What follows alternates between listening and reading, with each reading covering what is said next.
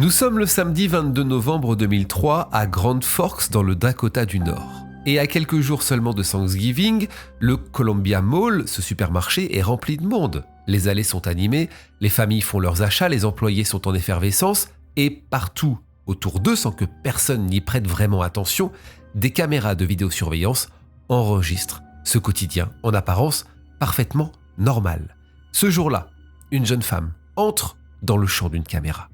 Elle marche tranquillement dans la galerie marchande, elle vient de terminer son travail, elle porte un manteau sombre et quelques minutes plus tôt, elle était encore filmée à l'intérieur du centre, facilement reconnaissable avec son haut rose vif. Et rien, absolument rien, dans ces images ne laisse penser qu'un drame est sur le point de se produire. Parce qu'elle ne semble pas inquiète, elle ne semble pas suivie, elle ne regarde pas derrière elle, elle ne court pas, elle avance, simplement, comme n'importe quelle jeune femme qui vient de finir sa journée et qui s'apprête à rejoindre sa voiture. Mais ces images, qui aujourd'hui paraissent presque ordinaires, vont devenir les dernières images connues de Drew Zodin en vie. Parce qu'après avoir quitté le champ des caméras, elle disparaît. Et l'horreur n'en est qu'à ses débuts.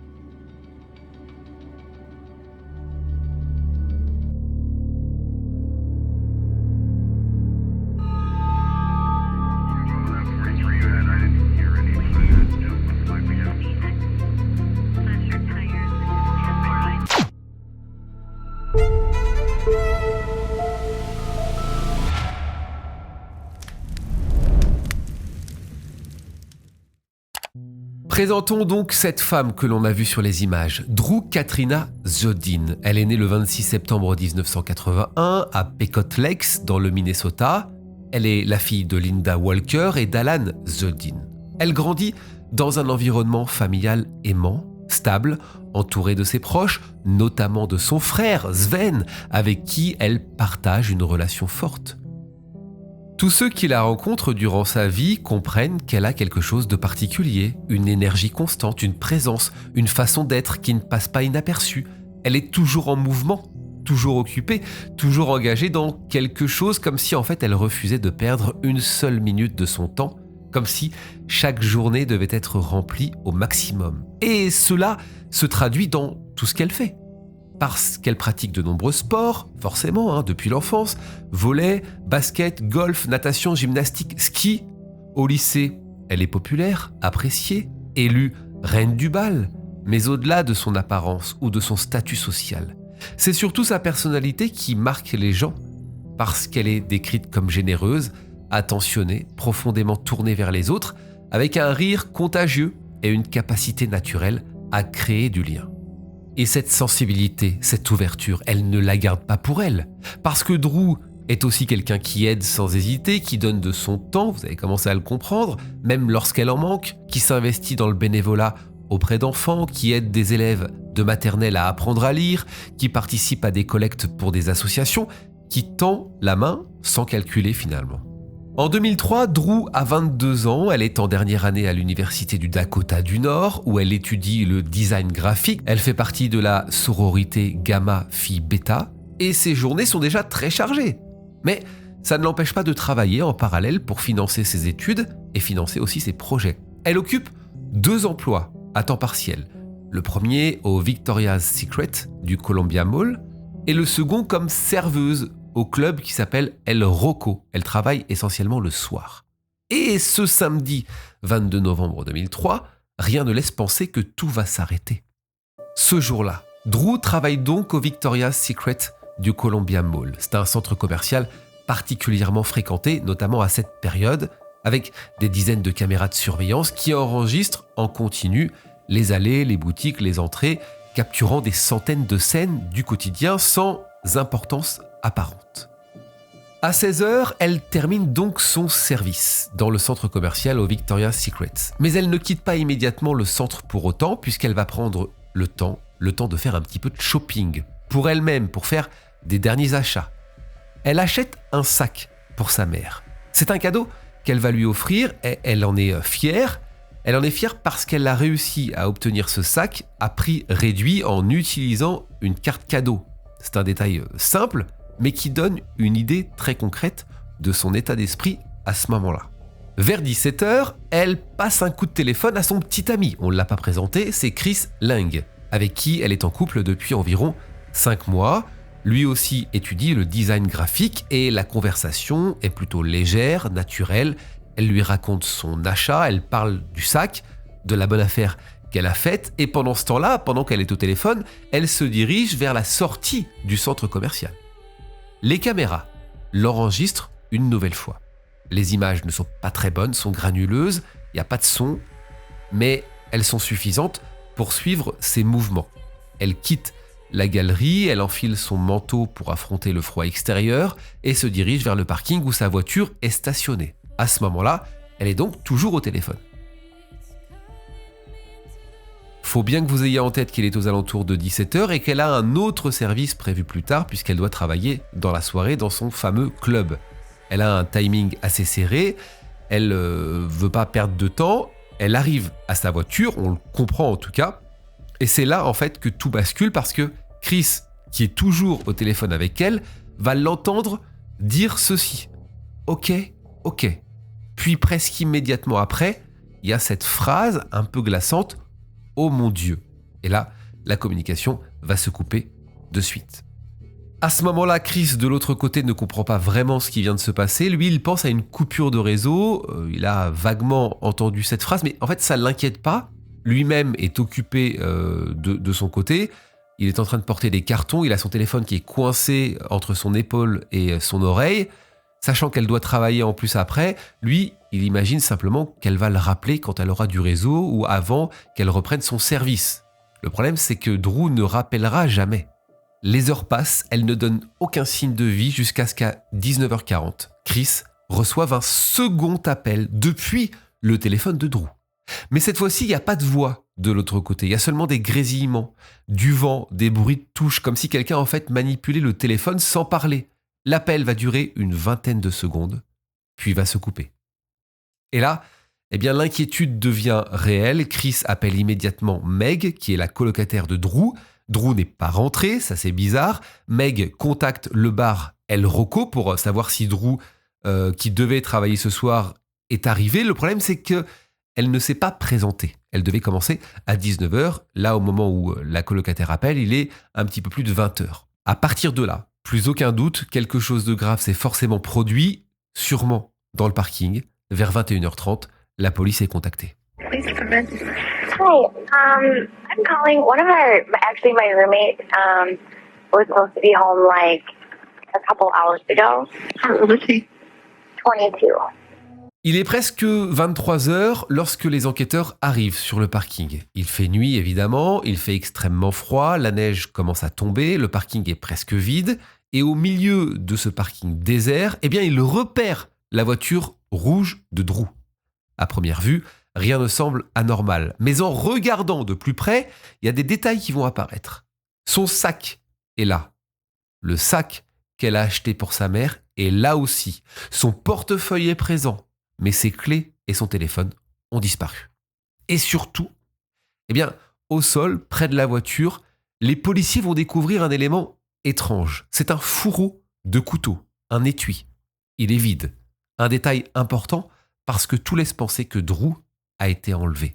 Les experts sur place analysent la scène, il n'y a aucune trace de lutte, aucun signe d'effraction. Tout indique que l'agression, s'il y a eu agression, mais les enquêteurs en sont de plus en plus persuadés, a été rapide. Presque instantanée, probablement au moment où elle arrivait à sa voiture.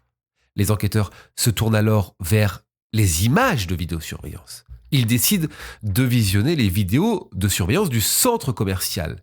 Ils reconstituent les déplacements de Drew.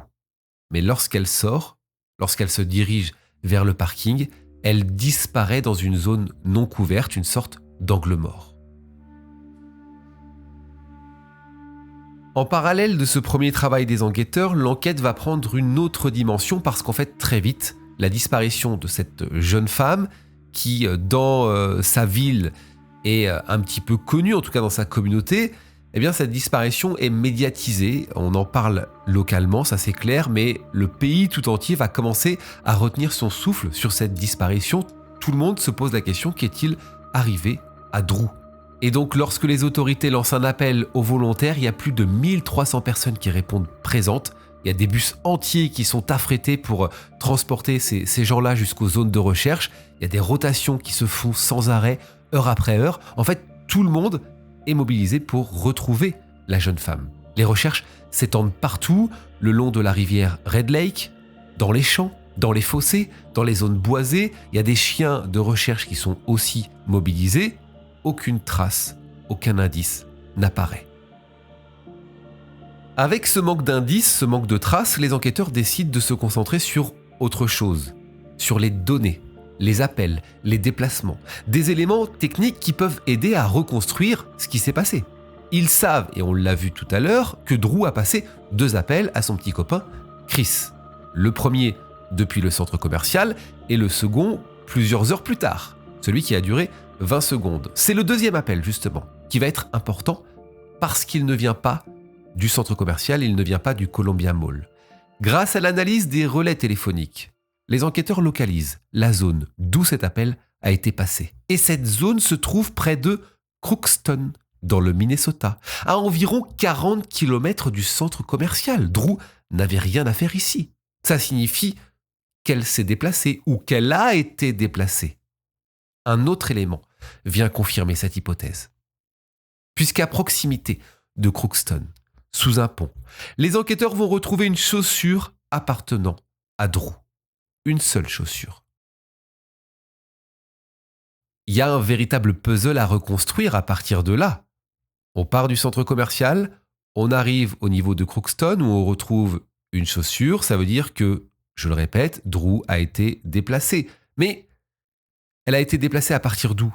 Très certainement à partir du moment où son téléphone portable s'est coupé d'un seul coup au centre commercial. Ça veut dire que la personne qui l'a déplacée, la personne qui a fait ça, se trouvait au centre commercial. Alors, les enquêteurs savent qu'il n'y a qu'à cet endroit où ils vont réussir à trouver qui est à l'origine de la disparition de Drew.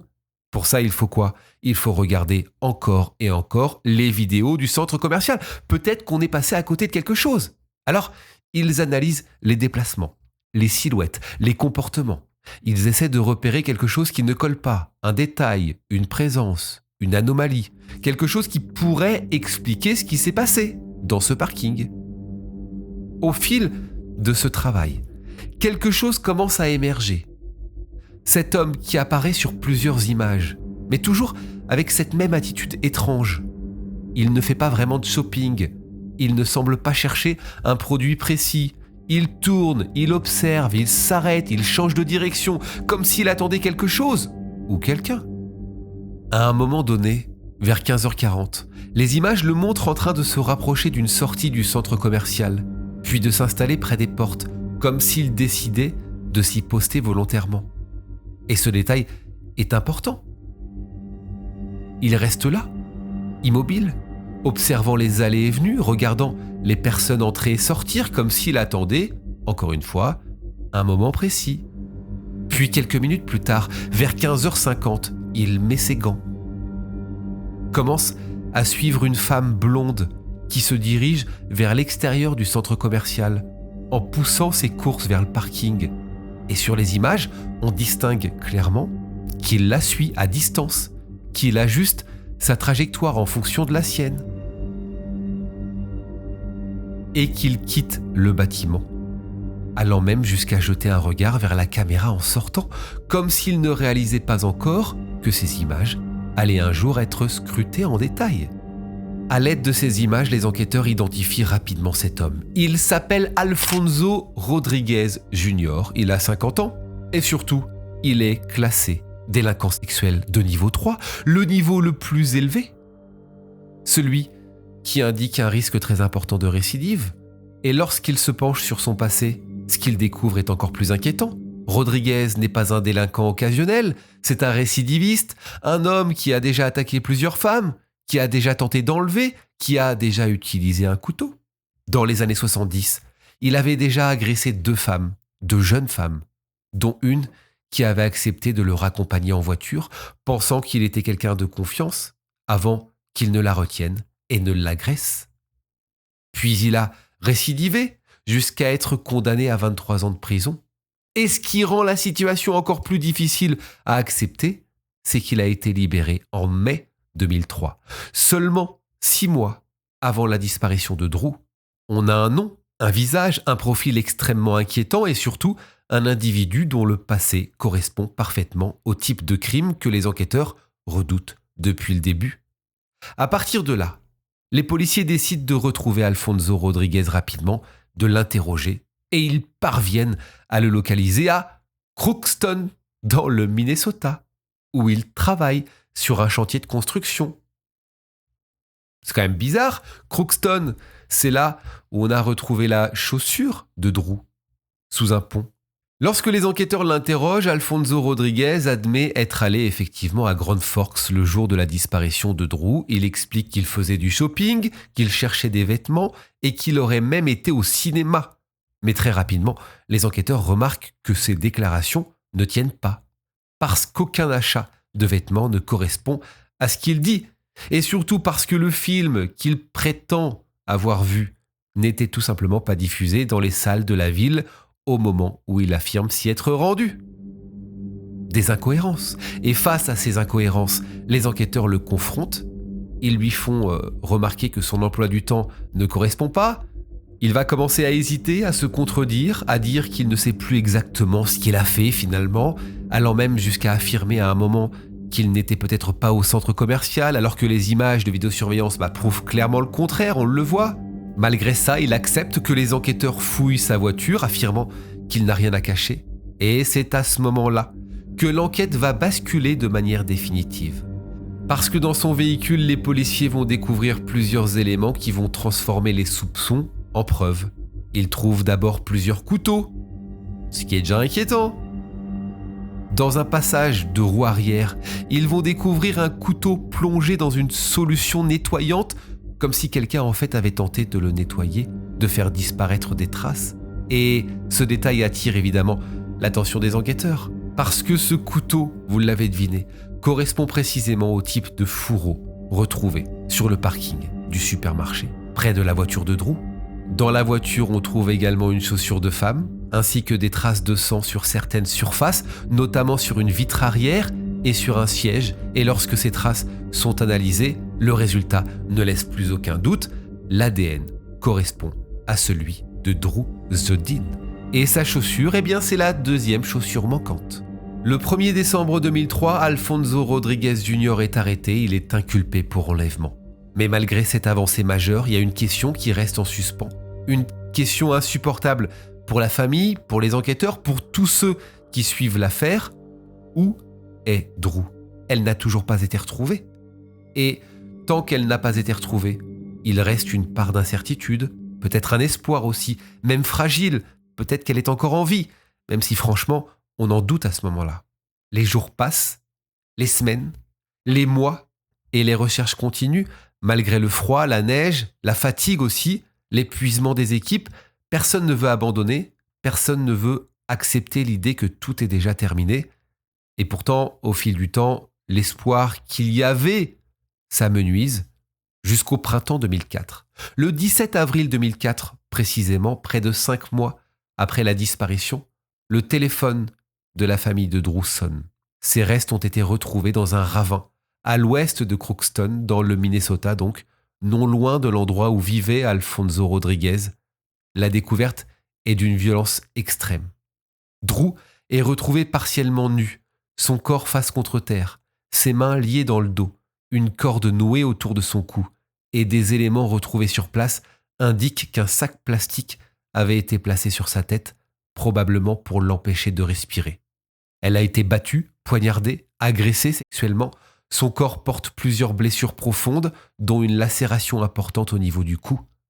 Et en raison du temps écoulé et des conditions dans lesquelles elle a été retrouvée, il est difficile de déterminer avec certitude la cause exacte de la mort, mais les enquêteurs vont évoquer plusieurs possibilités, une blessure au cou, une asphyxie ou encore une mort liée à l'exposition au froid, ce qui signifie peut-être qu'elle aurait pu être laissée dehors, dans la neige, vivante, agonisant, avant de succomber. Quelques jours après cette découverte, ses funérailles sont organisées. Ce qui frappe évidemment, c'est l'ampleur de la mobilisation. Il y a environ 1500 personnes qui se rassemblent pour lui rendre hommage. preuve que son histoire a dépassé le cercle familial pour toucher toute une communauté, toute une région, tout un pays, vous l'avez vu.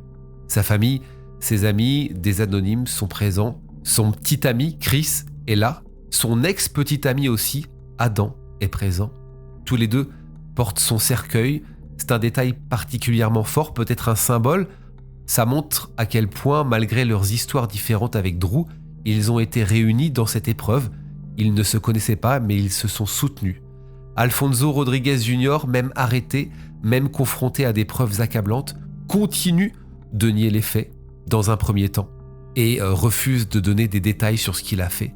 Le procès s'organise, des analyses psychiatriques sont réalisées et malgré les tentatives de la défense d'Alfonso pour soulever des questions sur sa santé mentale, les spécialistes concluent qu'Alfonso Rodriguez était pleinement conscient de ses actes au moment des faits, qu'il savait ce qu'il faisait et donc qu'il est apte à être jugé. En août 2006, le verdict tombe. Le jury reconnaît Alfonso Rodriguez Jr. coupable à l'unanimité d'enlèvement ayant entraîné la mort. Et quelques semaines plus tard, le 22 septembre 2006, le jury recommande qu'il soit condamné à mort. Une décision qui marque profondément l'affaire, notamment parce que ce type de condamnation est extrêmement rare dans cet État. Alfonso Rodriguez est alors envoyé dans le couloir de la mort, dans une prison fédérale de haute sécurité, et pour beaucoup, à ce moment-là, l'histoire semble toucher à sa fin. Le problème, c'est que ce n'est qu'en fait le début d'un autre chapitre, un chapitre judiciaire, parce que pendant les années qui vont suivre, les procédures judiciaires continuent, il y a des appels qui s'enchaînent, les avocats d'Alfonso Rodriguez tentent de faire annuler la condamnation, remettant en question certains éléments du procès, notamment des aspects liés aux expertises médico-légales, mais aussi à sa santé mentale, évoquant des troubles, des traumatismes, des éléments qui, selon eux, n'auraient pas été suffisamment pris en compte lors du jugement. En 2011, une requête en habeas corpus est déposée.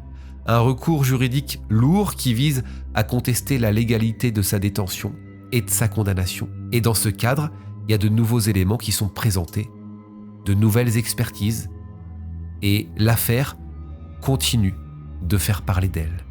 Parce qu'à un moment donné dans l'un de ses appels, Alfonso Rodriguez va avancer une explication qui intrigue autant qu'elle dérange.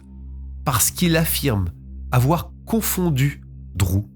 Il l'a confondu ce jour-là avec une personne de son passé, une étudiante qui l'aurait agressé lorsqu'il était enfant, lors d'un camp religieux. Et selon lui, au moment où il s'est rapproché de Drew, il aurait été submergé par une sorte de réaction émotionnelle incontrôlable. Tiens donc, une dissociation, un état de blackout dans lequel il n'aurait plus conscience de ses actes. Mais cette version ne convainc pas, elle est rapidement rejetée. En 2013, alors qu'il se trouve toujours dans le couloir de la mort, il change de position. Il finit par reconnaître sa responsabilité. Et cette fois, il ne parle plus d'accident. Il ne parle plus de confusion. Il admet ce qu'il a fait. Et il admet que c'était intentionnel. Il explique qu'il l'a suivi à l'extérieur. En fait, au tout départ, il a suivi une autre jeune femme, une jeune femme blonde, celle qu'on voit sur les images de vidéosurveillance. Ensuite, il s'est ravisé parce qu'il n'a pas réussi, alors il a suivi Drew à l'extérieur. Alors qu'elle était au téléphone, dispersée, il s'est approché de sa voiture. Il explique qu'elle était assise côté conducteur, en train d'insérer sa clé dans le contact. Il a ouvert la portière côté passager et il l'a attaquée. Ensuite, qu'il l'a maîtrisée, qu'il l'a forcée à monter dans son véhicule à lui, qu'il lui a attaché les bras, qu'il l'a agressée sexuellement et qu'à un moment, lorsqu'elle a commencé à saigner de la bouche, il a placé un sac sur sa tête pour éviter que le sang ne se répande dans sa voiture, ça aurait trop dégueulassé. C'est ce qu'il raconte. Des détails glaçants.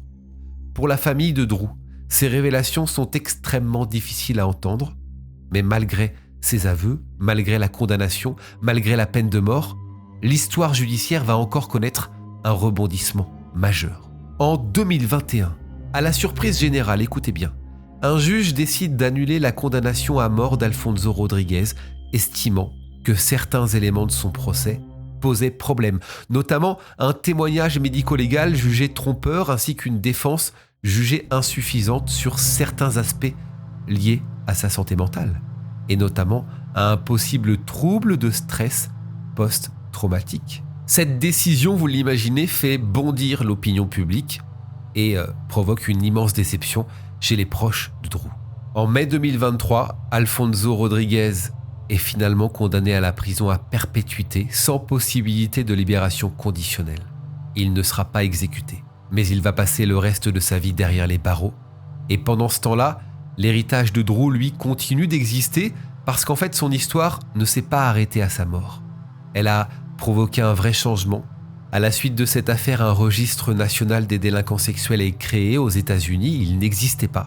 Il est connu aujourd'hui sous le nom de Drew Zoddin National Sex Offender Public Registry, un outil qui permet au public d'accéder aux informations concernant les délinquants sexuels afin de mieux protéger les communautés, de mieux informer les citoyens et d'éviter que ce type de drame ne se reproduise dans les mêmes conditions. Évidemment, aucune loi ne peut réparer ce qui s'est passé, mais son nom est devenu un symbole. Plus de 20 ans après, à Grand Forks, Drew est toujours présente. Il y a une bourse qui a été créée en son honneur. Un jardin porte son nom. Sur sa tombe, un arbre sculpté, inspiré de ses dessins, rappelle cette part d'elle qui était si importante. Cette créativité, cette sensibilité dont on a parlé, cette façon unique de voir le monde. Dans les écoles, certains enfants connaissent encore son histoire. Dans la ville, on retrouve des traces de son passage. Et dans la famille, le souvenir évidemment est toujours là, intact. Quand on revient à ces images du 22 novembre 2003, ce qui frappe encore aujourd'hui, c'est leur banalité, presque dérangeante. Parce qu'on y voit simplement une jeune femme qui vit sa vie, qui travaille, qui fait des achats, qui appelle son petit ami, qui marche dans un centre commercial comme des milliers d'autres personnes. Ce jour-là, Drew Zoddin avait 22 ans, elle était étudiante, artiste, sœur, fille, amie, elle avait des projets, des rêves, une vie entière devant elle, et ce samedi 22 novembre 2003, dans un parking que personne ne regardait vraiment, tout s'est arrêté. Mais son histoire, elle continue.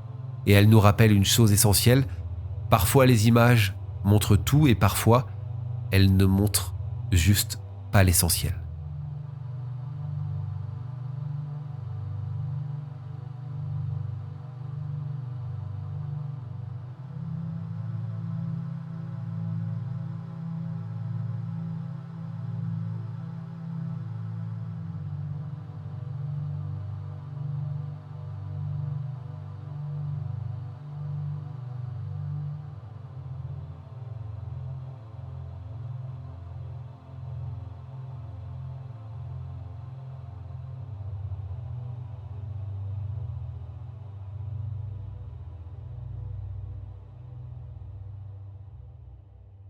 Voilà, c'est la fin de cette vidéo. Merci beaucoup de l'avoir suivi jusqu'au bout. J'ai une question à vous poser parce que cette question, mine de rien, elle est importante et elle m'a interpellé quand je scrollais il y a quelques jours sur les réseaux sociaux. Je suis tombé sur des témoignages de jeunes femmes, pour la plupart c'était des jeunes femmes, qui racontaient leur expérience d'avoir été suivies déjà une fois dans leur vie, que ce soit dans la rue, dans un centre commercial, dans un parking ou autre.